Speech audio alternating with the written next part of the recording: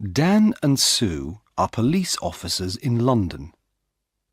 It is a Tuesday morning and Dan is angry. "What's the matter, Dan?" Sue asks. "Look at this," Dan says. "Every day someone steals money from people near the shops. We must stop this." "Yes, of course," Sue says. "But who is it?" "There is a jogger," Dan says. "Every day he runs near the shops. Sometimes he runs into people. Perhaps he steals the money." "OK," Sue says. "Let's go to the shops. Perhaps we can see this jogger." They sit upstairs in a window over the shops. Dan has a radio. They watch the people in the street. "Look," Sue says. "There's the jogger." The young man runs into an old woman and she falls down. The jogger puts his hand on the old woman's arm. "I'm sorry," he says. "Can I help you? Here's your bag." Then a young woman shouts at him. "Don't run here," she says. "It's dangerous. Go away." The young man runs away. Dan talks in his radio. "Quick, stop him. He's running up North Street." A police car stops the young man in North Street. "Are you okay now?" Sue asks the old woman. "Yes, thank you." "Where is that nice young woman? I can't see her now." "Have you got all your money?" Sue asks. The old woman looks in her bag. "No, I haven't. My money's in my purse. But my purse isn't here." "OK, Sue," Dan says. "Let's talk to the jogger." "Who are you?" Sue asks the young man. "My name's Peter Jones. Why? Who are you?" "We're police officers." "Why do you go running past the shops every day?" "Why not? I like running." "OK," Dan says. "Let's look for the money." "What money?" Peter Jones asks. "What are you talking about? I never take money with me when I run." Dan looks for the money, but he cannot find any. "Can I go now?" Peter Jones asks. "OK," Dan says angrily, "but don't come back." "Why not?" Peter asks angrily. "I live here. And I'm not doing anything wrong." He runs away. "What do we do now?" Sue asks. "Where is the old woman's money and her purse?" "I don't know," says Dan. "Somebody has it. But who?" Dan and Sue go back to the shops. "I don't understand," Dan says. "The jogger hasn't got the money, so we must look for someone different." "Look," Sue says. "There's a TV camera over that shop door. Perhaps that can help us." They go into the shop and watch the video. "Look," Sue says. "There's the old woman. She's getting money from the bank and putting it into her purse. Now she's putting the purse into the bag." "Stop the video there," says Dan. "Now, look carefully. Is anybody watching her?" There are a lot of people in the street, Sue says. I'm not sure. Is it that man with the long hair? Perhaps, says Dan. Let's go on. What happens next? They watch the video. The jogger runs into the old lady. He stops and helps her. She shouts at him and he runs away. Then a lot of people come and help the old lady. Look, Sue says. The long-haired man has her arm. Yes, but that woman has her bag, Dan says. What's she doing with it? Oh, I can't see. There's a man in front of her. Listen, I have an idea, Dan says. You go to the bank tomorrow and take some money out. Why is that a good idea? Sue asks. Because we can watch you, Dan answers. Get a lot of money from the bank and let everybody in the street see it. Take a radio too, so you can talk to me. OK, Sue says. We can do that tomorrow morning then. Next day, Sue goes to the bank. Dan is watching with another policeman, Jim. They have radios. I'm getting the money now, Sue says. That's good, Sue, Dan says on his radio. Now let everybody see it. Sue drops some money near her feet. People in the street look at her. Look, there's the man with the long hair, Jim says.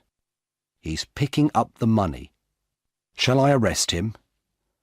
No, wait, Dan says. Watch. The man picks up the money and gives it to Sue. Here you are, he says. That's a lot of money. Be careful. Thanks, Sue says. That's okay. The man smiles and walks away. Have you got all the money, Sue? Dan asks by radio. Yes, it's all here, Sue says. What can I do now? Buy some things in the shops and then walk slowly down the street, Dan says. We're watching you. Sue buys some apples, milk, and bread. Then she walks slowly down the street. Dan and Jim watch her go. Is anybody following me? Sue asks. No, Dan says. There's a woman with a baby, that's all. Don't follow me, Sue says into the radio. Nobody must see you. I'm turning right into Smith Street. Now I'm turning left into Peg Lane. The woman with the baby is following me. I'm turning right into Dale Avenue. Are there lots of people about? Dan asks. No, it's very quiet. Nothing is happening. Dan and Jim wait. Then Sue shouts, Be careful! Oh, help me! Quick! Help! The jogger, Peter Jones, runs into Sue and she falls over. There are apples, milk and bread everywhere. I'm sorry, says the man. Let me help you. The woman takes Sue's arm. Are you okay? She asks. Go away, she shouts at the man. But he sees the radio in Sue's pocket. What's this? He asks. A police radio? Give me the money, Quick! He takes the money and runs. The woman wants to run after him, but Sue holds her. Stop, she says. I'm a police officer. You must stay here. But why? The woman asks. I want to help you. That man has your money. I haven't got it. Is he your friend? Sue asks. Where does he live? I don't know, the woman says. I don't know him. Who are you? Sue asks. Where do you live? Linda Wilkes. I live at 14 Old Street. Dan runs up to Sue. Are you okay? He asks. Yes, I'm okay, she says. Go on, Dan. Run. Sue calls a police car on her radio. Dan runs after Peter Jones. Jim, he's turning left into Dock Lane, he shouts. Can you see him? I can see him, but he's running very fast, Jim says. The jogger sees Jim and gets into a boat. Jim runs to the river and gets into the boat too. Stop, Jim says. I'm a police officer. Oh, no! The jogger, Peter Jones, hits Jim and he falls into the water. The boat goes across the river. Dan helps Jim out of the water. He's going into a cafe, Dan says. Come on, let's run to that bridge. They go across the bridge and run to the cafe. Jim goes behind the cafe and Dan goes in. Is he in there? Jim asks on his radio. Yes, Dan answers. Jim, he's coming out. Stop, says Jim. I'm a police officer. But Peter has a knife in his hand. Jim holds out his hand. Give me the knife, Peter. Stay back, Peter says. I can kill you with this. Jim can see Dan in the door behind Peter. Dan walks out of the door very slowly and quietly. Come on, Peter, says Jim. Give me the knife. Dan takes Peter's arms from behind, and Jim takes the knife from his hand. Dan finds the money in Peter's trousers. I want to go home now, says Linda. My baby is hungry and tired. Do you know Peter Jones? Sue asks. Do you and Peter steal money from people? No, I don't know him, and I never steal money.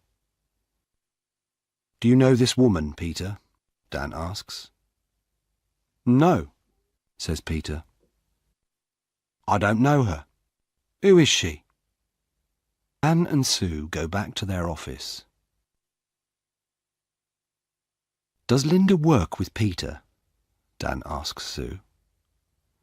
Yes, she does, says Sue. Watch this video. Look, there she is. She's watching me get the money, and now she's talking to someone on her phone. But who is she talking to? She's talking to Peter, of course. Now she's following me and talking to him again. She's talking about me. Dan and Sue speak to Linda again. Can I see your phone, please, Miss Wilkes? Sue asks. My phone? Why do you want to see that? Well, it remembers a lot of numbers. Sue presses 1 on Linda's phone. Peter's phone begins to ring. Sue laughs. Let me ask you again, Miss Wilkes. Do you know Peter Jones? Well, yes, okay, I know him, but I don't steal money. Sue and Dan take Linda home. They go into her house. There's £200 under your bed, Linda, Dan says. And look, this is the old lady's purse. This is a nice photo of you and the baby, Sue says. But who is the man? Is he the baby's father? OK, it's Peter, says Linda. And yes, I do steal the money. I'm sorry, OK? No, Linda, it's not OK, Sue says. It's not OK at all.